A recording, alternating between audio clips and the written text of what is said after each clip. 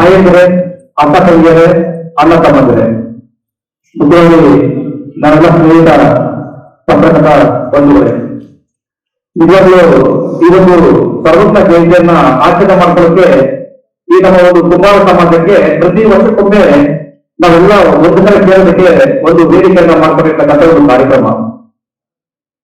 ಈ ಒಂದು ಕಾರ್ಯಕ್ರಮನ ಮೊದಲಿಗೆ ಆಯೋಜನೆ ಮಾಡುವಂತ ಸರ್ಕಾರಕ್ಕೆ ನಾನು ಅಂದ್ರೆ 2013 ಫಸ್ಟ್ ಇದು ಸಾಂಕೇತಿಕವಾಗಿ ಬೆಂಗಳೂರಲ್ಲಿ ಸ್ಥಾನ ಇದೆ. ಅದಾದ ನಂತರ 2014ರಿಂದ ಪ್ರತಿ ಜಿಲ್ಲಾ ಮತ್ತೆ ತಾಲೂಕು ಮಟ್ಟದಲ್ಲಿ ಒಂದು ಈ ಕಾರ್ಯಕ್ರಮಗಳನ್ನ ಮಾಡೋದಕ್ಕೆ ಸರ್ಕಾರ ಒಂದು ಅವಕಾಶ ಮಾಡಿಕೊಟ್ಟಿದೆ. ಆ ಎಲ್ಲ ಸರ್ಕಾರಗಳು ಅಂದ್ರೆ ಮೊದಲಿಗೆ ಆ ಟೈಮಲ್ಲಿ ಸಿದ್ದರಾಮಯ್ಯ ಅವರು ಮುಖ್ಯಮಂತ್ರಿಯಾಗಿದ್ದಾಗ ಫಸ್ಟ್ ಸ್ಟಾರ್ಟ್ ಆಗಿತ್ತು. ಅದಾದ ನಂತರ ಎಲ್ಲ ಸರ್ಕಾರಗಳು ಸಹ ನಮ್ಗೆ ಒಂದು ಬೆಂಬಲವನ್ನ ಕೊಟ್ಕೊಂಡು ಬರ್ತಾ ಇದ್ದಾರೆ ಏನು ಈ ಒಂದು ಸರ್ವಜ್ಞ ಜಯಂತಿಯನ್ನ ಮಾಡೋದಕ್ಕೆ. ಆದ್ರೆ ದುಷ್ಟ ಏನಪ್ಪ ಅಂದ್ರೆ ದುರದೃಷ್ಟಕರ ಸಂಗತಿ ಏನಪ್ಪ ಅಂದ್ರೆ ನಮ್ದು ಒಂದು ಮೈಕ್ರೋಸ್ಕೋಪಿಕ್ ಸಮಾಜ ಆಗಿರೋದ್ರಿಂದ ಯಾವುದೇ ಸಮಾಜದ ಅಂದ್ರೆ ನಮ್ಮ ಒಂದು ಸಮಾಜದ ಒಂದು ಯಾವುದೇ ಕಾರ್ಯಕ್ರಮದಲ್ಲಿ ತರ ಒಂದು ಸರ್ಕಾರದ ಕಾರ್ಯಕ್ರಮಗಳಾಗಿದ್ರೆ ಈ ನಮ್ಮ ಜನಪ್ರತಿನಿಧಿಗಳು ಆಲ್ಮೋಸ್ಟ್ ನಾವು ಆಬ್ಜೆಕ್ಟ್ ಇರ್ತಾರೆ. ಯಾಕಂದ್ರೆ ಜನಸಂಖ್ಯೆ ಬಹಳ ಕಡಿಮೆ ಇರ್ತಾರೆ. ಅಲ್ಲಿ ಓದಿದಂತಹ ನಮ್ಗೇನಂತ ಒಂದು ಫೈನಾನ್ಸ್ ಸಿಗೋದಿಲ್ಲ, ತೃಣಪತಿ ಏನಂತ ಗೊತ್ತಿಲ್ಲ. ಆದ್ರೆ ಆಬ್ಜೆಕ್ಟ್ ಆಗ್ತಂದ್ರೆ ಒಂದ್ಸಲಿ ಬಂದಿದ್ರು, ನಮ್ಮ ಸಂಸದರೆಲ್ಲ ಬಂದಿದ್ರು. ಅವಾಗ ನಾನು ಅಷ್ಟೇ ಅವರಿಗೆ ಅಭಿನಂದಿಸಬೇಕಾಗಿ ಬರುತ್ತೆ. ಒಂದು ದುಡ್ಡ ಸಂಗತಿ ಏನಪ್ಪ ಅಂದ್ರೆ ನಮ್ಮ ಒಂದು ಸಮಾಜದ ಒಂದು ಸಾಧಕ ಭಾಷೆಗಳನ್ನ ನಾವು ಯಾರು ತಿಳ್ಕೋಬೇಕಾಗುತ್ತೆ. ಒಂದು ಅಧಿಕಾರಿಗಳು ತಿಳ್ಕೋಬೇಕಾಗುತ್ತೆ, ಎರಡನೇದು ಒಂದು ಜನಪ್ರತಿನಿಧಿ ಅಂತ ತಿಳ್ಕೋಬೇಕಾಗುತ್ತೆ. ಆದ್ರೆ ಅವರೇನಂದ್ರೆ ನಾವು ಯಾರತ್ರ ಹೇಳ್ಕೋಬೇಕು ಅಂತ ನಿಜವಾಗ್ಲೂ ನಮ್ಗೆ ಬಹಳಷ್ಟು ದುಃಖದ ಸಂಗತಿ. ನಮ್ಮಲ್ಲಿ ಸಾಮಾನ್ಯವಾಗಿ ರಾಜಕೀಯವಾಗಿ ಆಗಿರ್ಬೋದು, ಆರ್ಥಿಕವಾಗಿ ಆಗಿರ್ಬೋದು, ಅಥವಾ ಇತ್ತೀಚಿನಲ್ಲಿ ಶೈಕ್ಷಣಿಕವಾಗಿ ಆಗಿರುತ್ತೆ ಬಹಳಷ್ಟು ನಮ್ಗೆ ಸ್ವಲ್ಪ ಹಿಂದೆ ಆಗ್ತಾ ಬರ್ತಾ ಇರುತ್ತೆ. ನಾವು ಈಗಾಗಲೇ ಬಹಳಷ್ಟು ವೇದಿಕೆಗಳಲ್ಲಿ ನಾವು ನಿರ್ಣಯ ಮಾಡಿದ್ದೀವಿ. ಏನಂತೇಳಿ ಎಲ್ಲಾ ಸಮಾಜದವರು ಸಹ ತಾವು ಒಂದು ನಿಗಮ ಮಂಡಳಿಯನ್ನ ಮಾಡ್ತೀರಾ, ದಯವಿಟ್ಟು ನಮಗೂ ಸಹ ಒಂದು ನಿಗಮ ಮಂಡಳಿಯನ್ನ ಮಾಡಿ ಅದಕ್ಕೆ ಕನಿಷ್ಠ ಒಂದು 100 ಕೋಟಿಗಳಷ್ಟು ಬಜೆಟ್ ಅನ್ನು ಕೊಟ್ಟು ನಮ್ಮಲ್ಲಿರ್ತಕ್ಕಂಥ ಬಡ ಮಕ್ಕಳಿಗೆ ವಿದ್ಯಾಭ್ಯಾಸಕ್ಕಾಗಿರ್ಬೋದು ಅಥವಾ ಕುಂಬುಗಾರಿಕೆಯನ್ನ ಮಾಡ್ತಕ್ಕಂಥವ್ರಿಗೆ ಪ್ರೋತ್ಸಾಹ ಆಗಿರ್ಬೋದು, ಅಥವಾ ನಮ್ಮ ಮಕ್ಕಳು ಇಲ್ಲಿಂದ ಯಾವುದೋ ಬೆಳಗಾವಿಗೆ ಹೋಗ್ಬೋದು, ಇಲ್ಲಿಂದ ಧಾರವಾಡಕ್ಕೆ ಹೋಗ್ಬೋದು, ಅಥವಾ ಬಳ್ಳಾರಿಗೆ ಹೋಗ್ಬೋದು, ಅಥವಾ ಮಂಗಳೂರಿಗೆ ಹೋಗ್ಬೋದು ಓದಲಿಕ್ಕೆ, ಅಲ್ಲಿನ ಮಕ್ಕಳು ಇಲ್ಲಿ ಬರ್ಬೋದು. ಅಂಥವ್ರಿಗೆಲ್ಲನೂ ಉಳ್ಕೊಳ್ಳಿಕ್ಕೆ ಪ್ರತಿ ಒಂದು ಜಿಲ್ಲೆಯಲ್ಲಿ ಸೆಪರೇಟ್ ಆಗಿರ್ತಕ್ಕಂಥ ಒಂದು ಬಾಯ್ಸ್ಗೆ ಬೇರೆ ಹಾಸ್ಟೆಲ್, ಫ್ರೀ ಹಾಸ್ಟೆಲ್ ಅಂದ್ರೆ ಉಚಿತವಾದಂತಹ ಒಂದು ವಿದ್ಯಾರ್ಥಿಗಳಿಗೆ, ಅದೇ ರೀತಿ ಗರ್ಲ್ಸ್ಗೆ ಮತ್ತೆ ಅದೇ ಮಹಿಳೆಯರಿಗೆ ಅವ್ರಿಗಂತ ಒಂದು ವಿದ್ಯಾರ್ಥಿ ದಿನಗಳನ್ನ ಮಾಡಬೇಕನ್ನೋದು ನಮ್ದು ಬಹುದಿನದ ಒಂದು ಕನಸು ಮತ್ತೆ ಬೇಡಿಕೆಯಾಗಿದೆ. ಆದ್ರೆ ಅನೌನ್ಸ್ ಮಾಡ್ತು ಕಾಂಗ್ರೆಸ್ ಸರ್ಕಾರ ಇದನ್ನ ವರ್ಷ ಏನ್ ಮಾಡಿದ್ದು, ನಮ್ಮ ಕುಂಭಕಲಾ ಅಭಿವೃದ್ಧಿ ನಿಗಮವನ್ನ ಅನೌನ್ಸ್ ಮಾಡಿದ್ದು. ಅನೌನ್ಸ್ ಮಾಡಿ ಅಧ್ಯಕ್ಷರು ಸಹ ಅನೌನ್ಸ್ ಮಾಡಿಬಿಟ್ಟು, ಆದ್ರೆ ಇದುವರೆಗೂ ಸಹ ಇಲ್ಲಿ ಒಂದು ವರ್ಷ ಆಗ್ತಾ ಬರ್ತಾ ಇದೆ. ಆದ್ರೆ ಅದಕ್ಕೆ ಒಂದು ಬಜೆಟ್ ಆಗಿರ್ಬೋದು, ಅದನ್ನ ಒಂದು ರಿಜಿಸ್ಟ್ರೇಷನ್ ಮಾಡಿಸ್ಬೇಕಾಗುತ್ತೆ. ಆ ರಿಜಿಸ್ಟ್ರೇಷನ್ ಮಾಡಿಸ್ಬೇಕಾದಂತ ಒಂದು ಪ್ರೋಸೆಸ್ ಅಲ್ಲೇ ಸಾಲ ಕಳ್ಕೊಂಡು ಬರ್ತಾ ಇದೆ. ನಿಜವಾಗ್ಲೂ ಇದು ಬಹಳಷ್ಟು ನೋವಿನ ಸಂಗತಿ ಅಂತ ನಾನು ಹೇಳಕ್ಕೆ ಇಷ್ಟಪಡ್ತೇನೆ. ಅದೇ ಯಾವಾಗ ಪ್ರಬಲ ಸಮಾಜದವರು ಗಟ್ಟಿಯಾಗಿ ಟಿವಿ ಕೇಳಿದ್ರೆ ಅವರು ಬೇಗ ಮಾಡ್ಕೊಡ್ತಿದ್ದಾರೆ. ಆದ್ರೆ ನಾವು ಯಾಕಂದ್ರೆ ಬಹಳಷ್ಟು ಸುಸಜ್ಜನ ಜನ ನಾವು, ಅಂದ್ರೆ ಕರ್ನಾಟಕದಲ್ಲಿ ಕಾಮನ್ ಆಗಿ ಕುಂಬಾರ ಅಂದ್ರೆ ಬಹಳಷ್ಟು ಸಜ್ಜನ ಸಮಾಜದವರು ಅಂತೇಳಿ ಒಂದು ಹೆಸರಿದೆ.